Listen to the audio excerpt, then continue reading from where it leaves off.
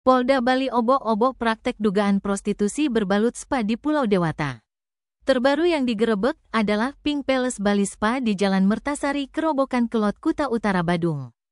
Pemilik bisnis esek-esek ini adalah pasutri asal Australia bernama Michael Jerome Legrand dan Jen Legrand. Pasutri tersebut telah ditangkap dan ditetapkan sebagai tersangka. Ada juga 4 bawahannya yang turut dicinduk polisi. Mereka adalah lelaki inisial WS selaku direktur di Pink Palace, perempuan inisial NMWS sebagai general manager, serta perempuan inisial WW dan IGNJ selaku resepsionis. Sehingga total ada 6 orang yang menjadi tersangka atas perkara ini.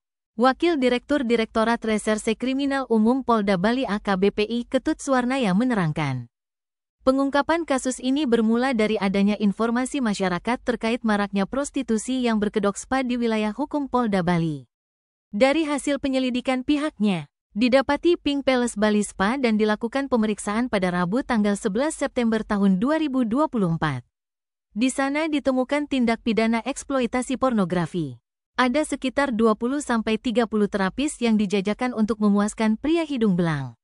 Modus operandinya, pemilik dan pengelola serta pegawai menyediakan para terapis pijat tradisional sensasi. Resepsionis mula-mula menunjukkan daftar menu treatment pijat dan memberi penjelasan kepada pengunjung.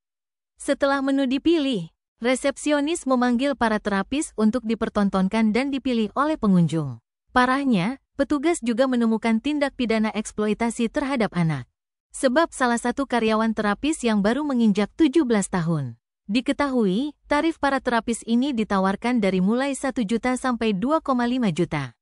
Tak tanggung-tanggung, keuntungan bisnis gelap ini selama sebulan fantastis, mencapai 1 miliar sampai 3 miliar.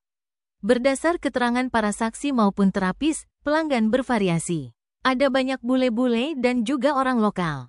Terkait izinnya spa dengan nama perusahaan PT Highmade Bali itu memiliki izin sebagai jasa pijat tradisional. Tapi dalam operasionalnya malah menjajakan spa dengan modus prostitusi. Tempat itu sudah beroperasi sekitar 1 tahun lamanya. Pihaknya pun masih mendalami izin tinggal atau visa dari owner pasutri asal Australia tersebut.